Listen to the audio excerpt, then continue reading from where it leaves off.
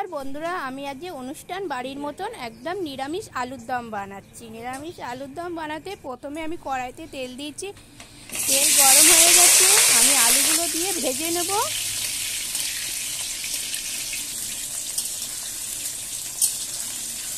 দেখুন আলুগুলো ভাজা হয়ে গেছে, আমি তুলে নিচ্ছি।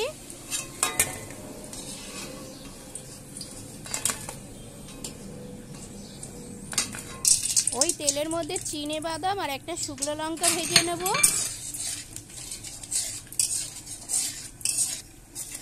ভাজা হয়ে গেছে, আমি তুলে নিচ্ছি।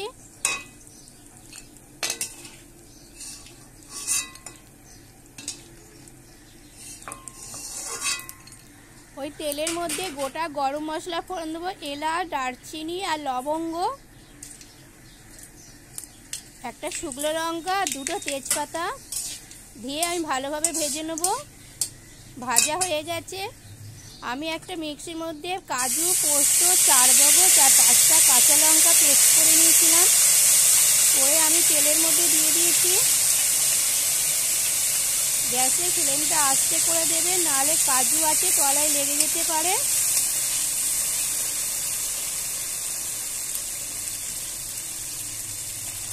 আমি 50 গ্রাম টক দই দিয়ে দিয়েছি।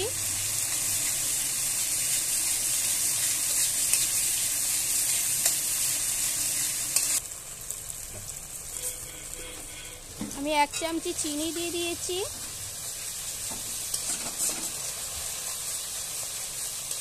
নিরামিষ আলুর দম একটু মিষ্টি মিষ্টি হবে। দেখুন আমার তলায় একটু লেগে যাচ্ছে, গ্যাসের ফ্লেমটা আস্তে করে দিয়েছি। আমি 1 চামচি টমেটো সস দিচ্ছি। আপনারা টমেটো সসের বদলে আপনারা টমেটোরও ব্যবহার করতে পারেন। আমি মিক্সির বাটিটা ধুয়ে ওই জলটা দিয়ে দিলাম, দিয়ে আবার একটু ভালোভাবে কষিয়ে নেব। নুন দিলাম,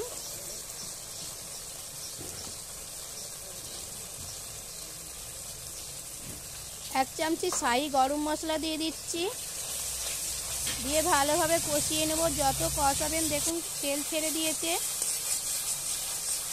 কষতে কষতে দেখুন তেল ছেড়ে দিতে ওপরে। আমার কষানো হয়ে গেছে।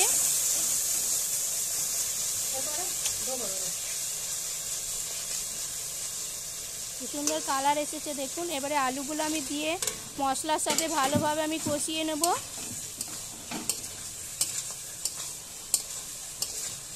আমি তেলে আলুগুলো আগে ভেজে নিয়েছিলাম, হাফ আলু সেদ্ধ হয়ে গেছে। জলের পরিমাণটা আমি একটু কমই দেব।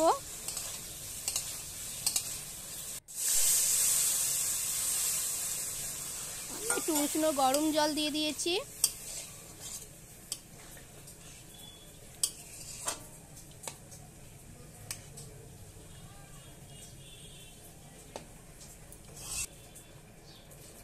আমি কাজু আর কিশমিশ ভেজে রেখেছিলাম, ওপর থেকে আমি ছড়িয়ে দিচ্ছি। আমি 5 মিনিটের জন্য ঢাকা দিয়ে দিয়েছি। 5 মিনিট হয়ে গেছে, আমি ঢাকনাটা খুলে দিয়েছি। দেখুন ঝোলটা একদম গা মাখো মাখো হয়ে গেছে। আমি 1 চামচি ঘি দিয়েছি। অবশ্যই নিরামিষ আলুর দমে ঘি ব্যবহার করবেন, আলুর দমের স্বাদটাই পাল্টে যাবে। আমি চিনে বাদাম ভেজে রেখেছিলাম, আমি ব্রাশ করে নিয়েছি, ওইটা ওপর থেকে ছড়িয়ে দিয়েছি। ওপর থেকে কসুরি মেথি দিয়ে দিয়েছি। আপনারা এই রান্নাটা আলুর দমটা অবশ্যই করবেন। রুমালি রুটি বা আপনি শুকনো হাত রুটির সাথে খুব ভালো লাগে খেতে। আমার রান্নাটা যদি আপনাদের ভালো লেগে থাকে অবশ্যই একটা লাইক, শেয়ার ও সাবস্ক্রাইব করতে ভুলবেন না। Bye, tata.